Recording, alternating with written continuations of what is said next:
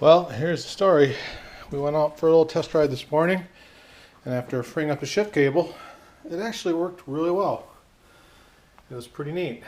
The battery is at about 53 volts, and I think that when it gets down to about 48 or 47 is when it's considered dead. As you can see, the motor is mounted underneath there, behind the crank. Everything else is the same. The shifter works fine. I just had these tie wraps on the tube. Eventually I'm going to see if there's a better way to route these cables. That might be out of focus, I suppose. But I do need to move the brake levers down. That wasn't very good. And if I unplugged it. You gotta bear with me a second here. I'll plug her back in.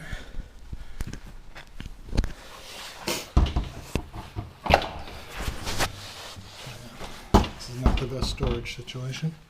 If I turn it on, part that kind of vexed me last night when I thought it wasn't working, and then I turn it on, and it works fine.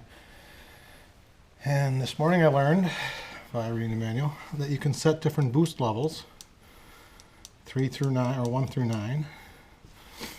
And then it's got, indications as you're going about things like speed and time and velocity. What this doesn't have is human power versus motor power. And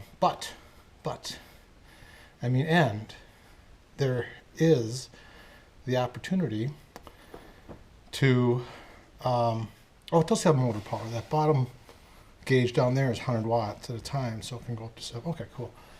But there's an open source firmware that will replace the display brains, the brain box, and yet another project to get into. You got to build a programmer.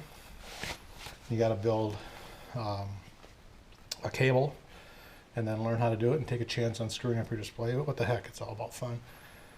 But that has a really interesting graphical display that shows your power over time and your battery voltage over time, and lots of other neat things. This doesn't do anything smart like hook into Bluetooth to your phone or anything, but for the life of me I could not figure out why that would be important. So there's also advanced mode on this where you can turn off the speed limits and stuff.